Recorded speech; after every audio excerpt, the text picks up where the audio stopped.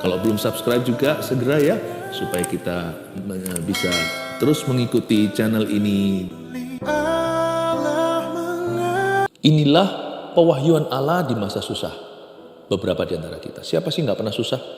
Setiap kita pasti pernah. Saya juga.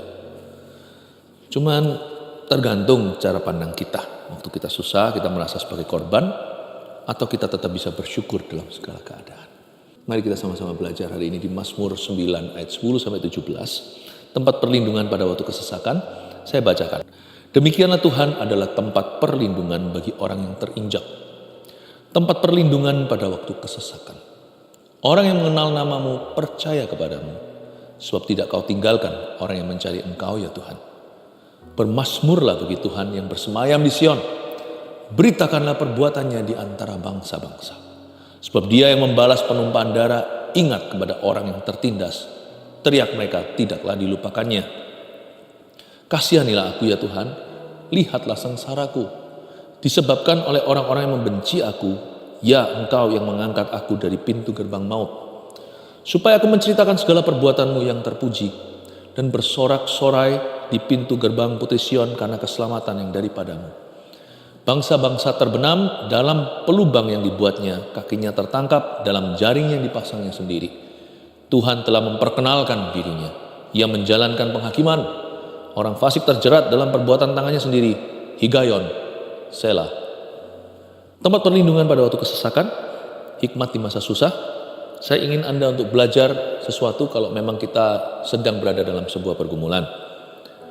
Kita lihat dulu ayat 10, demikianlah Tuhan adalah tempat perlindungan bagi orang yang terinjak. Konklusi saya tentang Tuhan itu gini, Tuhan itu adalah tempat perlindungan di waktu kesesakan. Penolong dalam kesusahan sangat teruji. Kalau yang lainnya belum terbukti. Sungguh, kenapa taruh harap pada manusia? Karena hanya Tuhan yang sudah membuktikan. Demikianlah Tuhan adalah tempat perlindungan bagi orang yang terinjak. Beriman itu jangan cacat celah. Iman itu gak harus besar. Iman itu percaya titik bukan koma. Saya kalau sama Tuhan itu gitu, demikianlah. Udah konklusi. He will take care of me. Masa depanku di tangannya.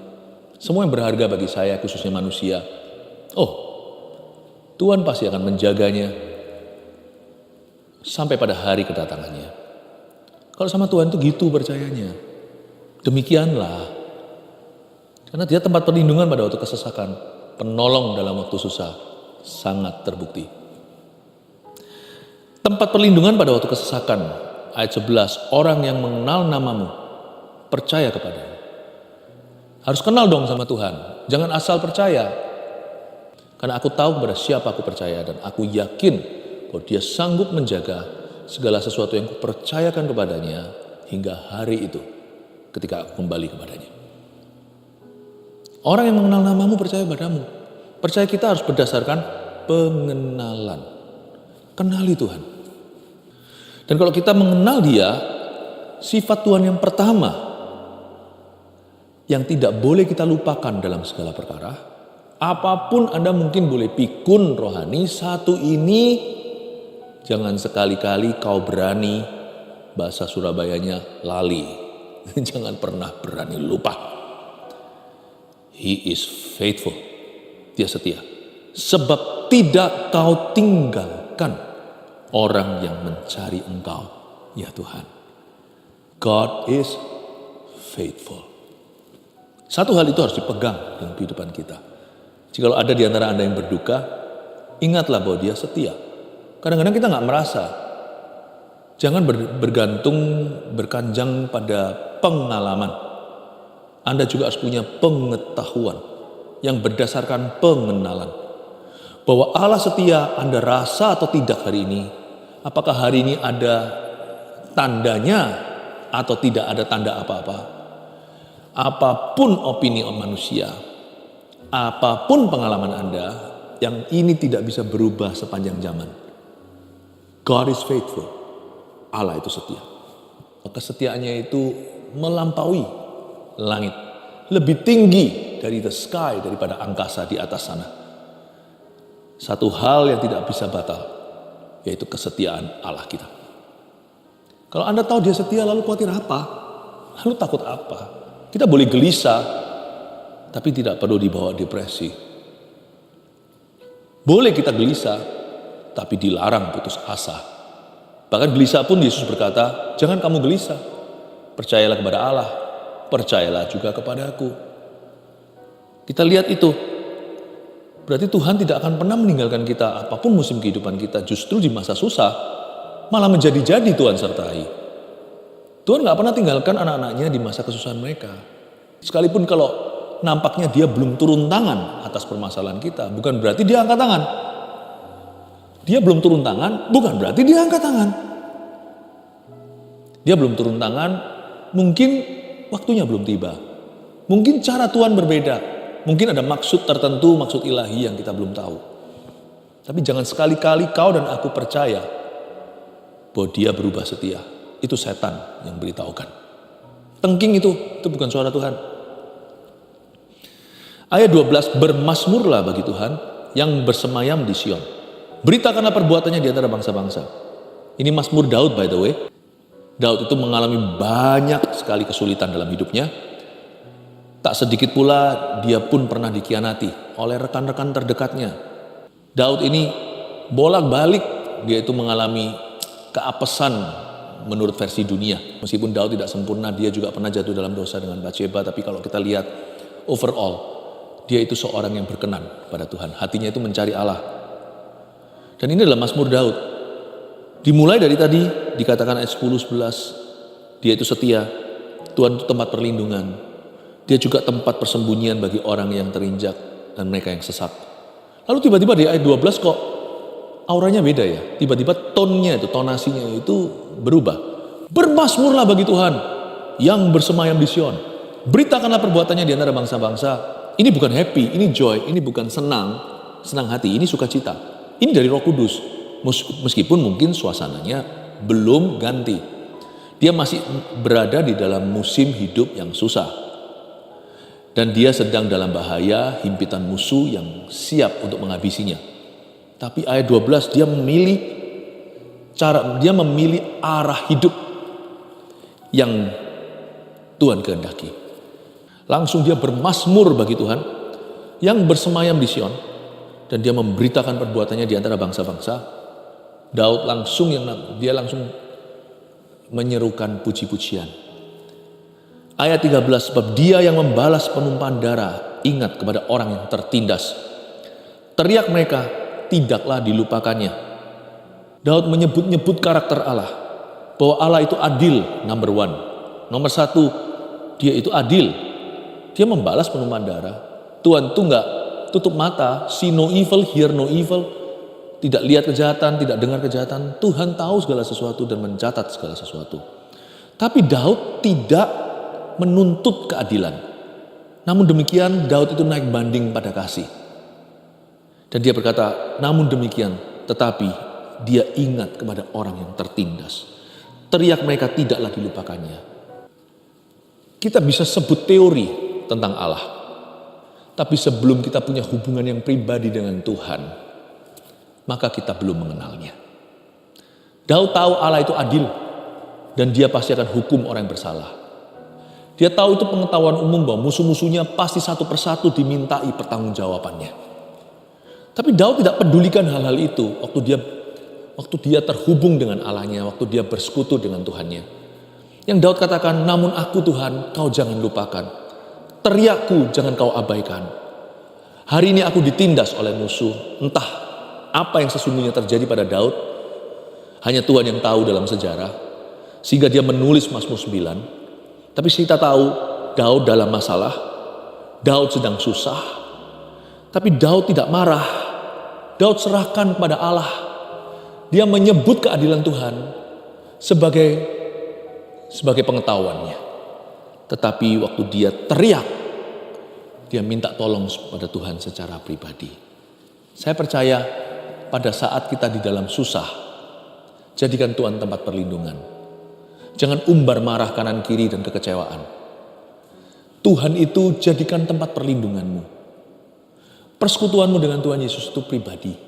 Itu bukan urusan orang lain. Dan apapun yang terjadi atas hidup Anda, sekalipun kalau ada salah orang lain atas Anda, itu serahkan ke Tuhan.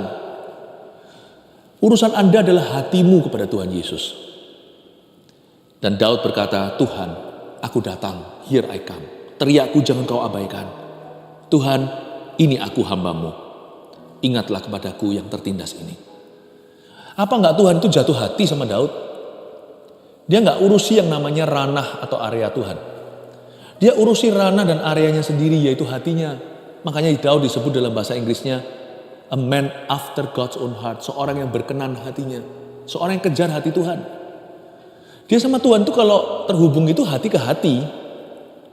Bukan logika ke teori. Tapi hati ke hati. Makanya Tuhan itu sangat-sangat gimana gitu sama Daud. Teriak mereka tidak dilupakan. Coba lihat ya bagaimana Daud naik banding ketika dia di dalam kesesakan. Ayat 14. Kasihanilah aku ya Tuhan. Lihatlah sengsaraku. Very personal, you see. Disebabkan oleh orang-orang yang membenci aku. Dia tidak lupa apa yang orang lain lakukan kepadanya. Tapi cukup disebut sekali-kali. Tidak perlu itu melulu. Disebabkan oleh orang-orang yang membenci aku. Dia sebut faktanya. Tetapi inti doanya bukan itu. Inti doanya adalah kasihanilah aku ya Tuhan. Look upon my suffering, lihatlah sengsaraku. Ya Engkau yang mengangkat aku dari pintu gerbang maut. Dia naik banding pada belas kasihan Allah. Dia tidak main hakim sendiri terhadap sesama manusia atau jump into conclusion. Atau dia tidak mengambil konklusi. Dia berkata, Tuhan kau tahu yang orang ini lakukan padaku disebabkan oleh orang-orang yang membenci aku. Aku harus lari-lari seperti ini, seperti anjing liar. Seperti hewan buruan. Tapi Tuhan, itu urusan mereka dengan Tuhan. Urusanku ini, aku datang di dalam kasih-Mu. Teriakku jangan kau abaikan. Ya Tuhan, dan Engkau ingat aku yang tertindas. Ini seruan doanya. Hukumlah mereka, bukan. Tapi kasihanilah saya. Lihatlah sengsaraku Tuhan. Ayat 15, ini motivasi hatinya. Supaya aku menceritakan segala perbuatan-Mu yang terpuji. Bukan supaya musuh-musuhku mati. Jangan dendam kesumat. Apalagi kalau kita sedang dalam kesesakan itu biasanya kita mudah marah, mudah emosi. Lalu kita biasanya selain main hakim sendiri biasanya lampiaskan amarah kita kepada orang-orang yang tidak bersalah. Dan mulai kita main kambing hitam, tuding-tuding, dan mulai cari-cari siapa yang bisa dipersalahkan, termasuk menyalahkan diri sendiri. That's a poor way of hiding. Itu adalah cara yang terburuk untuk bersembunyi saat di dalam kesesakan. Cara kita itu berlindung pada Tuhan itu bukan begitu. Bukan dengan mengeluh dan menggerutu. Cara kita berlindung pada Tuhan itu adalah dalam kasih dan janji. Saya kasih 2 alamat yang tepat. Mau email Tuhan, ini emailnya. In the name of His love. In the name of His promises. Di dalam nama kasih karunia. Datanglah. Dan mulai naik bandinglah pada belas kasihannya atas hidupmu. Jangan kita itu tuntut murkanya untuk orang lain. Atau selalu melulu pikirannya siapa yang salah dalam hal ini ya. Kenapa sih harus cari kambing hitam? Susah amat jadi domba putih. Datang itu dalam belas kasih. Dan juga datang dalam janji. Cari janji. Terlalu banyak janji Tuhan untuk hidupmu. Janji bunuh untuk musuh itu ada juga. Tapi terlalu sibuk aku melihat janji Tuhan yang indah atas diri saya. Sampai saya harus otak-atik sesuatu yang buruk untuk lawanku.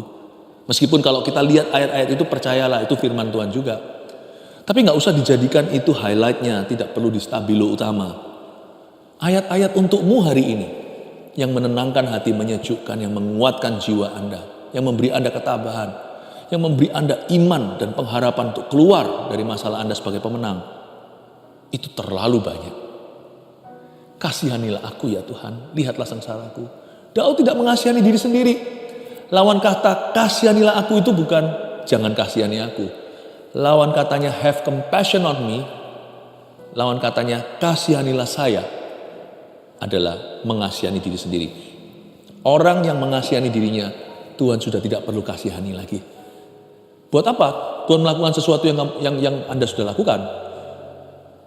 Kalau kita sudah otak-atik itu, kalau kita sudah main hakim sendiri, Tuhan juga tidak akan menghakimi. Penghakiman milikku kan, makanya biarkan Tuhan yang menghukum musuh. Tapi lebih baik kita dikasihani. Bukan dikasihani orang. Jangan minta belas kasihan orang. berujung kekecewaan. Mintalah belas kasihan Allah, berujung kasih karunia. Lawan katanya kasihanilah aku adalah mengasihani diri sendiri. Jangan lakukan itu kalau mau dikasihi oleh Tuhan. Sebab kalau Anda mengasihani diri sendiri, apalagi sudah bermental dan main peran sebagai korban, buat apa Tuhan bela Anda lagi kalau Anda sudah bela diri? Buat apa Tuhan menghiburkan Anda kalau Anda sudah bisa menghibur diri sendiri dengan begitu atau dengan cara yang salah? Hati-hati ya, lawan kata kasihanilah aku adalah belas kasihan terhadap diri atau mengasihani diri sendiri, merasa diri korban. Jangan lakukan itu. Tapi kalau kita naik banding pada Tuhan dan berkata, Tuhan, kasihanilah saya. Look upon your servant. Pandanglah aku. Aku gak layak memang, tapi aku tahu Engkau mengasihi aku. Look upon me. Lihat saya. Supaya aku menceritakan segala perbuatanmu yang terpuji, positif luar biasa. Dan bersorak-sorak di pintu gerbang Putri Sion, ayat 15. Karena keselamatan yang daripadamu. Sangat positif nih Daud. Motif sesungguhnya, motivasinya adalah dia ingin menceritakan perbuatannya. Dia ingin bersaksi untuk Tuhan. Dia ingin jadi kesaksian. Aku ingin Tuhan menceritakan segala perbuatanmu dan bersorak-sorak di pintu. Karena keselamatan yang daripadamu. Kata salvation, keselamatan di ayat 15 itu artinya miracle, mujizat. Atau miraculous rescue. Atau pertolongan Tuhan yang ajaib. Jadi Daud, dia minta penyertaan bukan pembelaan. Asal engkau sertai aku, I don't mind sih, aku gak keberatan diapa-apakan, digini-gitukan oleh musuh, dikata-katai, gak apa-apa. Aku minta penyertaanmu Immanuel Allah beserta. Dan dalam penyertaanmu pasti mujizat terjadi. Dalam penyertaan Tuhan pasti ada miraculous rescue, pertolonganmu yang ajaib akan ku alami. Aku mau cerita itu sama anak-anakku. Aku mau cerita sama teman-temanku. Bukan untuk membuktikan aku benar, mereka salah. Tapi dengan tulus hati untuk memuliakan Allah. Dan juga bukan begini ya. Kasih aku mujizat, nanti aku akan cerita. No. Daud itu luapkan kerinduannya. Aku ingin cerita loh Tuhan. Aku ingin cerita. Ini tidak transaksi dengan Tuhan Yesus. Tapi ini kerinduan hati yang tulus. Dia berkata, Tuhan, aku tuh kepingin cerita. Apa yang aku alami ini nanti suatu hari akan jadi legenda. Akan sebuah legacy atau warisan yang aku berikan dalam kehidupan orang lain yang nanti bergumul hal-hal yang sama atau mirip dengan saya. Aku ingin menjadi jawaban. Aku tahu sebab aku tahu kok Tuhanku itu baik. Aku tahu sungguh-sungguh aku yakin Allahku setia. Dan aku yakin sepenuhnya bahwa Tuhanku mampu dan Dia mau. Aku pingin cerita udah gak tahan. Tapi kalau aku masih dalam kondisi ini, belum ada materi Tuhan. Come and touch me dan jamah aku.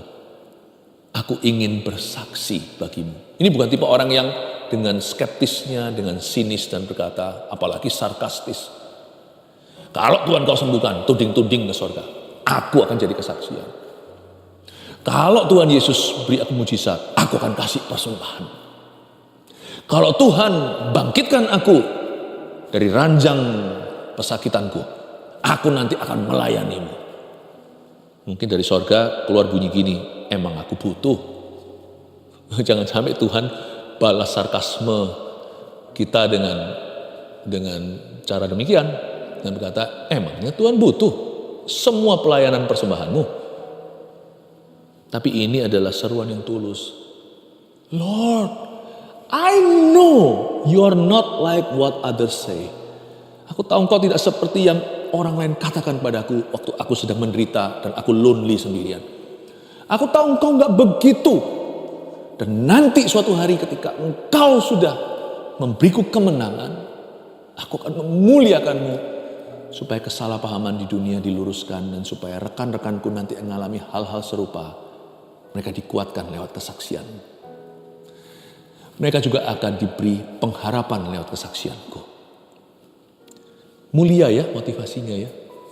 Tempat perlindungan dalam pada waktu kesesakan adalah sebuah pengharapan untuk nanti saya akan jadi kesaksian. My test now will be my testimony. Ujian saya, pencobaan. Suatu hari akan jadi kesaksian saya. Itu menjadi tempat perlindungan. Tempat perlindungan itu tentunya pada kesetiaan Allah, karakternya kan. Tapi juga pada sebuah pengharapan. Aku tahu nanti aku jadi kesaksian. Kalau orang sakit sembuh, wah kesaksian kesembuhan ilahi itu dahsyat sekali.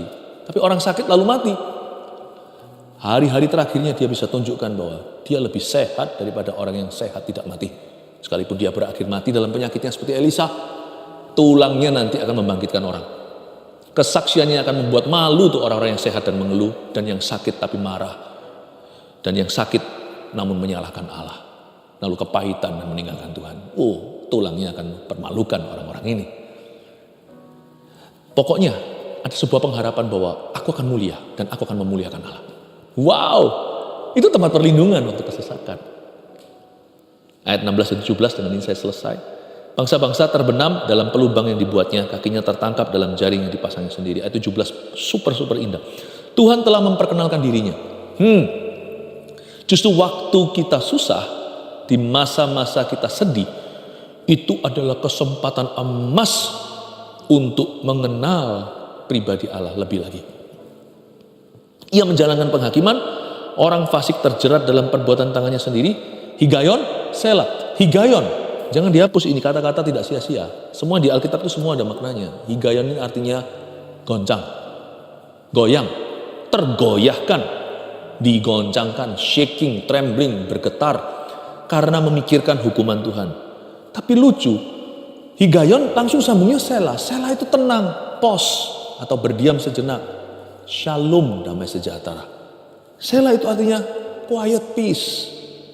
Ketenangan, damai yang begitu dalam di dalam hati. Kok bisa dari goyang ke tenang? Dari digoncangkan menjadi damai sejahtera yang tiada duanya. Kok bisa ya? Inilah yang saya sebut awal mula waktu kita dalam kesesakan, kita pasti goyang. Kadang-kadang kita mereka-reka, belum lagi kalau didakwa oleh setan. Kan iblis Lucifer itu artinya the accuser of the saints, atau pendakwa umat Tuhan. Wah, mulai panah api si jahat. Apakah Tuhan marah sama saya ya? Apakah saya salah? Kalau ada dosa ya cepat bertobatlah. Tapi saya percaya Tuhan tuh tidak marah-marah. Serahkan ke tangan Tuhan, Tuhan kasih lagi.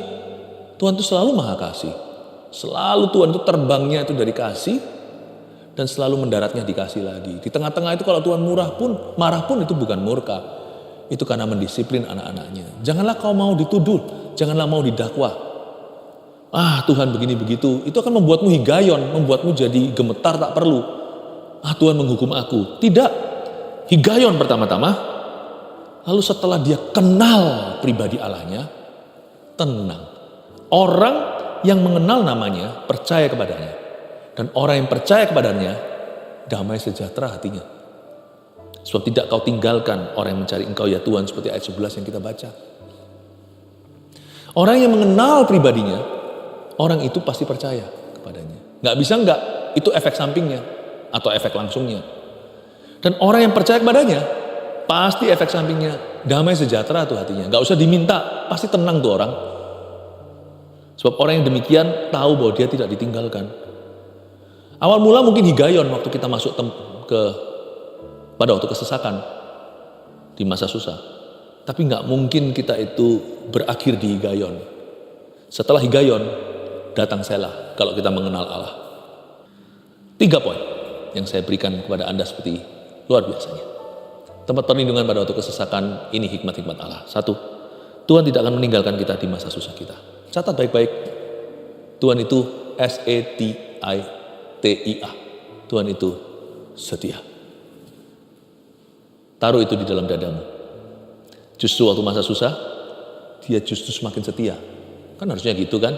Mana ada orang tua kalau anaknya sehat, dia sama dia, pas sakit ditinggalkan. Orang tua kalau ada pun Tuhan gak akan begitu. 2, lebih baik dikasihani Tuhan daripada menuntut pembalasan. Ini membuat kita berada di kemah pengharapan. Kalau kita terpancing dengan keadaan dan salahkan orang, apalagi kita tuduh-tuduh diri sendiri juga, itu tidak akan mendatangkan sejahtera, dan itu justru meruntuhkan pertahananmu, membuat Anda kurang tabah, justru bukan tempat perlindungan pada waktu kesesakan. Kalau Anda izinkan, itu tidak jadi tempat perlindungan, tapi jadi tempat kesesakan pada waktu kesesakan. Tempat panik yang bukan dari Tuhan. Lebih baik dikasihi Tuhan daripada menuntut pembalasan. Naik banding dalam nama kasih.